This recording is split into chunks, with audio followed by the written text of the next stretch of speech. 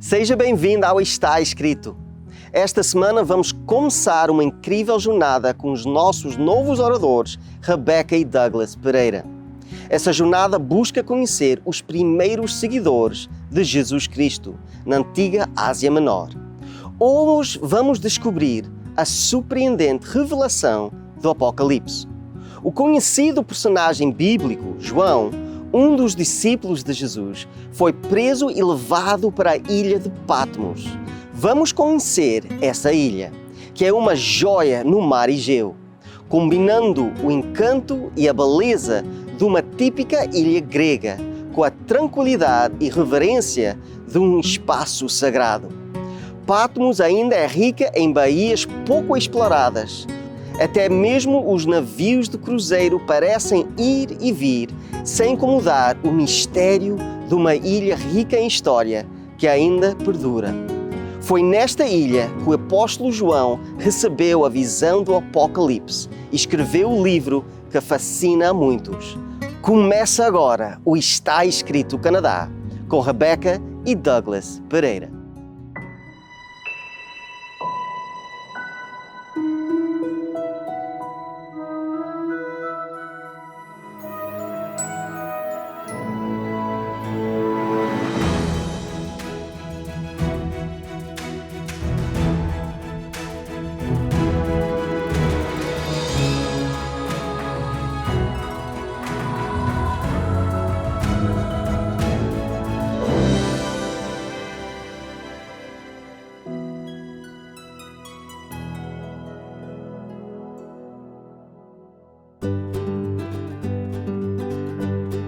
Patmos, a ilha mais ao norte das ilhas do Dodecaneso, fica a cerca de 55 quilômetros da costa sudoeste da Ásia Menor e cerca de 75 quilômetros do antigo porto de Éfeso. A pequena e montanhosa ilha de Patmos tem cerca de 12 quilômetros de extensão de norte a sul e sua parte mais ampla tem 10 quilômetros de leste a oeste.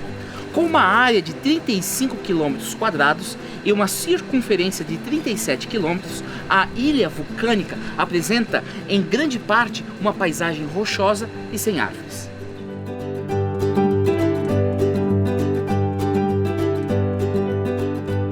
Hora é a aldeia mais pitoresca, com casas brancas, vias pavimentadas e excelente vista do mar Egeu. Scala também é um lugar agradável, com muitas instalações turísticas e restaurantes.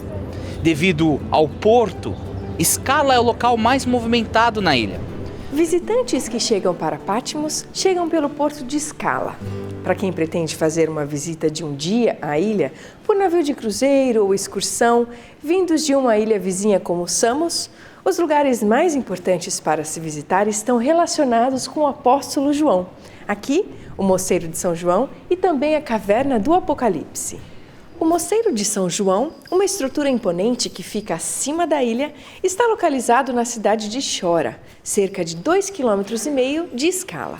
Construído por Cristódolos em 1088, com paredes de 15 metros de altura, foi construído como uma fortaleza por causa da ameaça de piratas. O mosteiro foi construído em cima dos restos de uma igreja do século IV d.C. e de um antigo templo de Ártemis.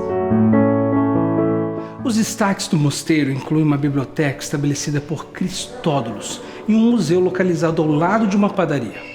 A biblioteca inclui 2.000 volumes, 13.000 documentos históricos e 900 manuscritos. E 30 desses manuscritos foram doados ao mosteiro pelo sucessor de Cristódolos. Na metade da subida, indo para o Mosteiro de São João em Patmos, fica a Caverna do Apocalipse. Acredite-se que essa gruta sagrada marca o local onde João recebeu suas visões vindas de Cristo, que ele registrou no livro de Apocalipse. O lugar também é conhecido como Gruta Sagrada. Dentro da pequena gruta você pode ver o local onde João repousava sua cabeça cercada e delineada em prata batida. A caverna tem 6,60 metros de comprimento e 5,50 metros de largura e fica dentro de um santuário.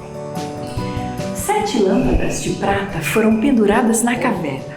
A maior delas fica acima do lugar onde João dormia, usando uma pedra como travesseiro. Atualmente, um monge ou um líder espiritual senta-se na rocha e conta a história de Apocalipse para os turistas e também como o livro foi escrito. O apóstolo João foi um dos primeiros discípulos escolhidos por Jesus. João era um membro do círculo íntimo dos 3 que acompanharam Jesus, mesmo quando os outros estavam ausentes. Paulo chamou João de um dos pilares da igreja de Jerusalém. Ele tinha a distinção de ser um amigo amado de Jesus Cristo. Acredita-se que ele escreveu o Evangelho de João, as cartas de 1º, 2º e 3º João e o livro de Apocalipse. João era filho de Zebedeu e Salomé e irmão de Tiago. Zebedeu e seus 2 filhos eram pescadores profissionais e razoavelmente prósperos. João entra na narrativa do Evangelho em João 1, 35 a 40, como um discípulo sem nome entre a multidão, ouvindo João Batista ao Rio Jordão. Nesse caso, João e André, irmão de Simão Pedro, foram os primeiros dos discípulos de João Batista a seguirem a Jesus. Juntos, Tiago e João foram chamados por Jesus de filhos do trovão, o que nos dá alguns insights sobre a personalidade de João. Ambos os irmãos foram caracterizados por zelo, paixão e ambição. Em seus primeiros dias com Jesus, por vezes, João agiu de maneira precipitada, imprudente, impetuosa e agressiva. O zelo de João por Jesus foi também influenciado por sua ambição natural, como pode ser visto em seu pedido, feito através de sua mãe, que ele e seu irmão pudessem se assentar à direita e à esquerda de Jesus em seu reino.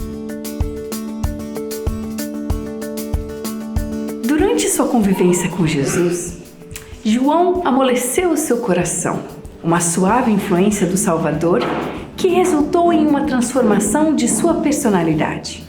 Aparentemente, ele entrou em uma comunhão com Jesus mais profunda e mais rica do que os outros apóstolos. Na última ceia, ele ocupou o lugar ao lado de Jesus. Quando Jesus foi preso no Getsemane, João seguiu para o palácio do sumo sacerdote, onde aparentemente era conhecido, e posteriormente ao Calvário. Na cruz, Jesus confiou sua mãe Maria para o cuidado amoroso de João. Na madrugada de domingo, após ouvir o relatório que o túmulo de Jesus estava vazio, João e Pedro correram ao sepulcro para investigar e tornaram-se testemunhas do fato de que Jesus tinha realmente ressuscitado dentre os mortos. Na noite da ressurreição de Cristo, João estava no cenáculo com os outros discípulos quando Cristo vivo de repente apareceu a eles. João também estava presente no cenáculo quando Jesus apareceu aos discípulos uma semana depois. Além disso, João estava com os discípulos que tinham ido pescar no Mar da Galileia quando Jesus apareceu na beira do mar de madrugada. Depois da ascensão de Cristo, João permaneceu com os outros 10 apóstolos no cenáculo em Jerusalém e, posteriormente, se juntou a Pedro no trabalho missionário na cidade de Jerusalém. Apesar de serem presos, ambos os apóstolos testemunharam corajosamente a sua fé em Jesus. Mais tarde, Pedro e João foram a Samaria para ajudar Felipe. João estava possivelmente entre os apóstolos e anciãos em Jerusalém que estavam ali por um bom tempo. De acordo com Irineu, Eusébio, Jerônimo e outros, e implicitamente em Apocalipse 1:11, durante os últimos anos de sua vida, João estava no comando das igrejas na província romana da Ásia Menor, com sede em Éfeso. De lá foi banido por Domiciano para a ilha de Patmos. As evidências indicam que as ilhas do Mar Egeu foram utilizadas para o exílio de prisioneiros. Como os cristãos eram provavelmente uma ameaça política ao império, João pode ter sido um prisioneiro político. João diz que ele estava na ilha de Patmos, não como um viajante ou um visitante, mas por causa da palavra de Deus e do testemunho de Jesus. Aparentemente, as autoridades asiáticas haviam interpretado a sua pregação como sediciosa e removeram-na do continente em uma tentativa de inibir o crescimento da igreja primitiva. Jerônimo diz que João foi preso no 14º ano após Nero e libertado com a morte de Domiciano. Isso significaria que ele foi enviado para Patmos por volta de 94 d.C. e libertado em 96 d.C., quando Nerva tornou-se imperador. Segundo a tradição, Policarpo, Papias e Inácio Eram alunos de João. Após sua libertação, acredita-se que João foi morar em Éfeso e morreu durante o reinado de Trajano.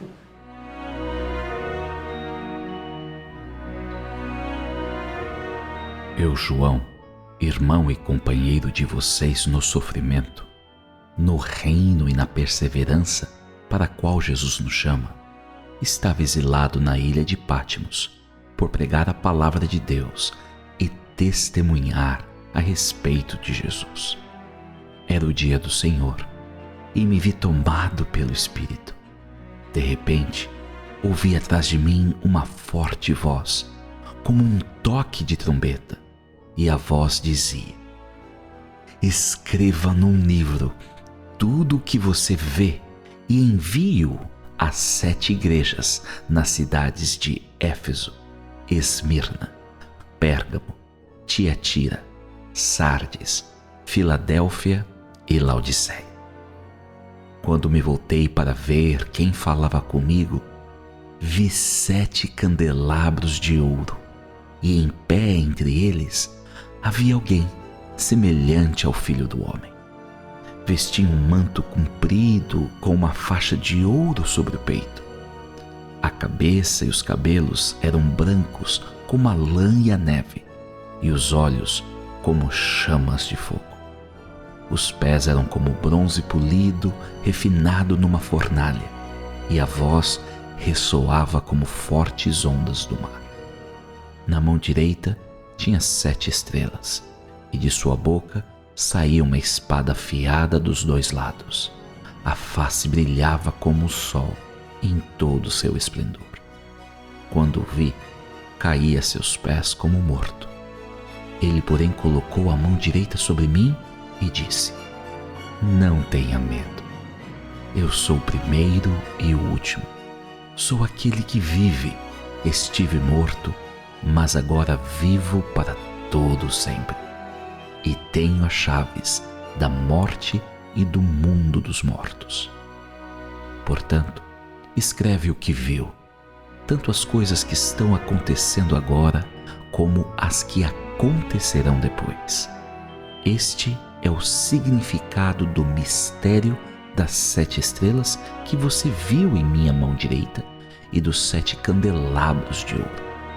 As 7 estrelas são os anjos das 7 igrejas, e os 7 candelabros são as 7 igrejas.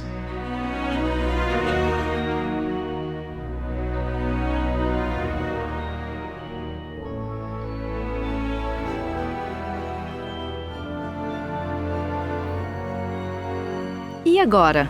João é o único discípulo que ainda está vivo.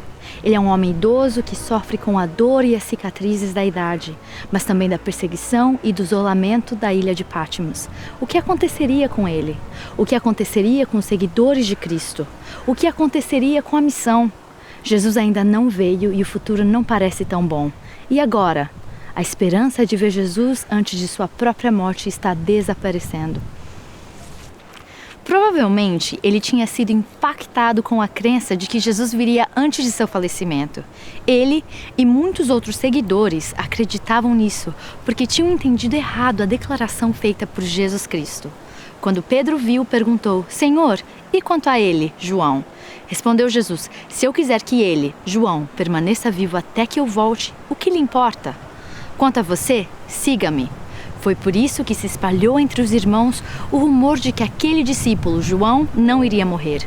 Mas Jesus não disse que ele não iria morrer, apenas disse: se eu quiser que ele permaneça vivo até que eu volte, o que lhe importa? Este é o discípulo que dá testemunho dessas coisas e que as registrou. Sabemos que o seu testemunho é verdadeiro.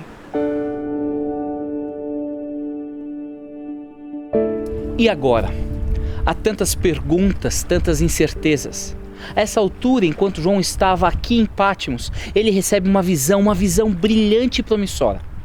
Nesta experiência, no início, ele ouve uma voz que soa como uma trombeta por detrás dele. Depois de tantos anos, poderia ser o mestre. Ele tem medo de mais decepções, mas se agarra na força que lhe resta e se vira para ver a pessoa que estava falando com ele. Ao virar, ele vê 7 candelabros de ouro e entre eles estava de pé um como filho do homem. Ele não tem palavras para descrever o que ele está vendo. Então empresta palavras do profeta Daniel. A figura resplandecente, com o rosto brilhante, como o sol do meio-dia, está vestido com vestes sacerdotais. Ele tem cabelos brancos, olhos ardentes e os pés como bronze. João não pode acreditar no que seus olhos estão vendo. A voz ressonante é a voz de Jesus. Em pé diante dele está o seu amado Senhor e toda a sua glória. Naquele momento, João cai prostrado aos pés de Jesus. Então Jesus põe a mão direita sobre João. Ele sente aquele toque amoroso novamente. Como ele sentia falta disso? Então Jesus compartilha o coração de sua mensagem para João. O principal ensinamento do livro do Apocalipse, o tema que deve afugentar qualquer incerteza. Uma advertência que tenta o impacto não apenas de João, mas em todos os seguidores de Cristo em todos os lugares até o fim dos tempos. As palavras tranquilizadoras de Jesus foram: não tenha medo, eu sou o primeiro e o último. Eu sou aquele que vive e foi morto, mas que aqui estou vivo para todo sempre. Amém. E eu tenho as chaves da morte e do inferno. Não tenha medo, nunca tenha medo de confiar em um futuro desconhecido, a um Deus conhecido. Esse é o coração da mensagem do Apocalipse. Não importa o que vamos enfrentar, Deus está conosco. Por isso não temas, pois eu estou com você. Não tenha medo, pois eu sou o seu Deus. Eu o fortalecerei e o ajudarei. Eu o segurarei com a minha mão direita vitoriosa. Essa é a mensagem que João recebe para compartilhar com os seguidores de Cristo. Ele escreve às igrejas locais à luz das crises históricas imediatas em que a igreja do primeiro século se encontrava. Assim, a fim de compreender a mensagem do Apocalipse, devemos entender as comunidades para as quais a revelação foi dirigida e as mensagens iniciais para cada uma das 7 igrejas em Apocalipse 2 e 3. Este é o foco de parte da série A Resposta Certa, procurando pelos primeiros seguidores de Cristo na Turquia.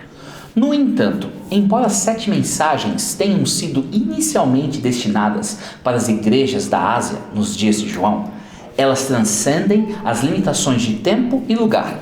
Elas são, de certa forma, a descrição da igreja como um todo ou congregações individuais em qualquer tempo durante a sua história.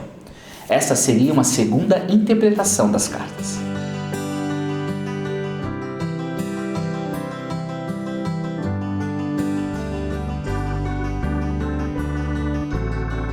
Alguns expositores compreendem as 7 mensagens de Apocalipse 2 e 3 como sendo as profecias preditivas dos 7 períodos sucessivos da história cristã, correndo dos dias de João até a segunda vinda. Nesta linha de pensamento, Éfeso representa a igreja do primeiro século da era cristã. Esmirna representa o período de perseguição dos séculos 2 e 3. Pérgamo representa a igreja do corrompimento dos séculos 4 e 5. Tiatira representa a igreja da Idade Média. Sardes representa a reforma e pós-reforma dos séculos XV até o XVIII. Filadélfia representa a igreja dos movimentos missionários dos séculos XVIII e XIX. E Laodiceia representa a igreja no tempo do fim. Ao mesmo tempo, nós podemos aplicar a mensagem de cada uma das igrejas como sendo uma mensagem pessoal de Deus para cada pessoa, de acordo com as estações de sua jornada com Deus. Sofrimento, afastamento da verdade, trabalho. Em que época você está vivendo agora?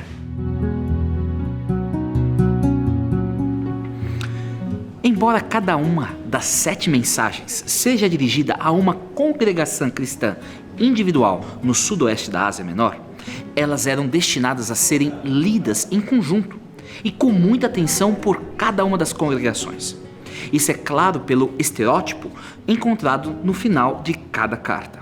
Aquele que tem ouvido, ouça o que o Espírito diz às igrejas. E pela declaração em Apocalipse 2:23. Então todas as igrejas saberão que eu sou aquele que sonda mentes e corações. Uma análise da estrutura interna das 7 mensagens indica que elas apresentam características estereotipadas. Estudiosos da Bíblia oferecem muitos padrões estruturais para as cartas.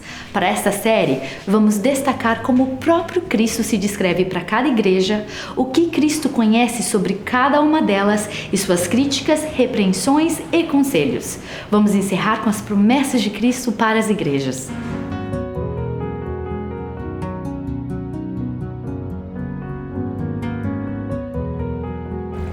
Caro amigo e amiga, a mensagem do Apocalipse é que você não está sozinho. Você não precisa ter medo. Deus está com você durante toda a sua jornada, durante todas as estações e momentos da sua vida.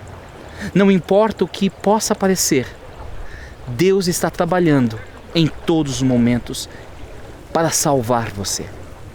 Ele é com você quando você está perto dele. E Ele está te buscando quando você está longe dele. E logo, Ele virá para nos levar para casa e cumprir a sua promessa de um novo lar para você e para mim. Um lugar onde não haverá mais dor, sofrimento, lágrimas ou morte. E então, vamos perceber que valeu a pena esperar. Pra quem um dia foi ninguém, pra quem cansou de tanta dor, pra quem não viu e creu, pra quem orou sem o meu rosto enxergar, pra quem sonhou viver no céu, chorou mas nunca desistiu. Quem desejou rever queridos seus, cheios de vida e amor, hoje eu cumpro a promessa. Hoje meu reino lhes dou. Entrem meus filhos queridos, esse é meu lar de amor. E pela eternidade aqui com vocês estarei. E cada vez que sorrirei, pra todos sempre, enfim, vão se lembrar, vale a pena esperar.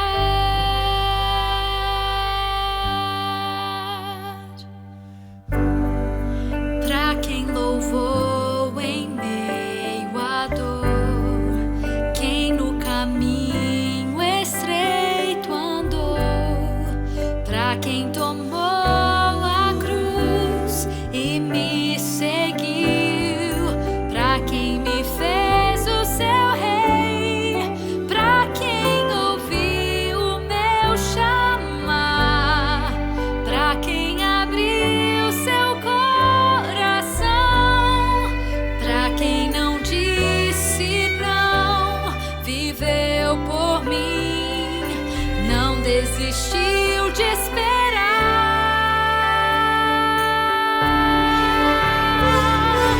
Hoje eu cumpro a promessa. Hoje meu reino lhes dou. Entre meus filhos queridos, esse é meu lar de amor. E pela eternidade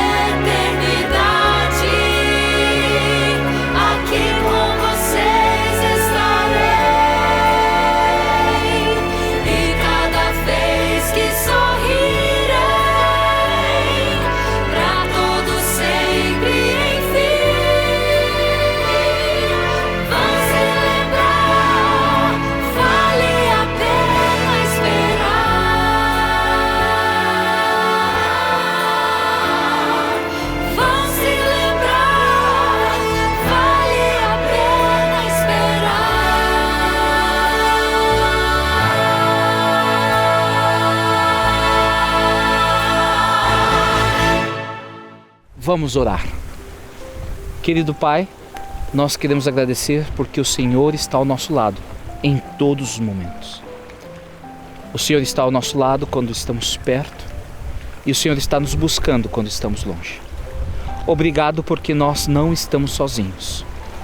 E nós temos a certeza de que muito em breve nós estaremos para sempre contigo em um novo céu e uma nova terra. Até aquele dia, Senhor, nos proteja, cuida de nós. Abençoe cada um que está ouvindo minha voz, ó Pai. Conceda a certeza da salvação, o perdão dos pecados e a esperança que o Senhor está no controle. É isso que lhe pedimos em nome de Jesus. Amém. Nós sabemos que o livro do Apocalipse pode ser um pouco difícil de entender. Então nós temos um estudo bíblico para vocês, completamente grátis, completamente sobre Apocalipse e o tempo do fim. É só nos contactar com a informação que vai ser dada agora. Visite o nosso website www.estaescrito.ca. Lá você terá acesso ao programa de hoje, a todos os programas em nosso arquivo e poderá solicitar gratuitamente nossa oferta de hoje.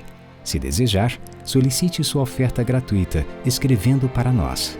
Está escrito Box 2010, Oshawa, Ontário, L1H 7V4.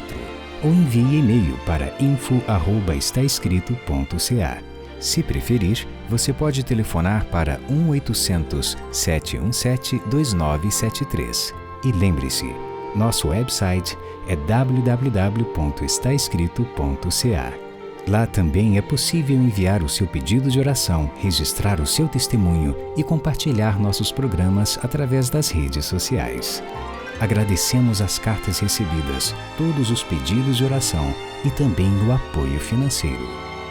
Obrigado por estar aqui hoje conosco e fica na próxima semana para continuar esta jornada. Lembrem-se que está escrito: nem só de pão viverá o homem, mas de toda a palavra que sai da boca de Deus.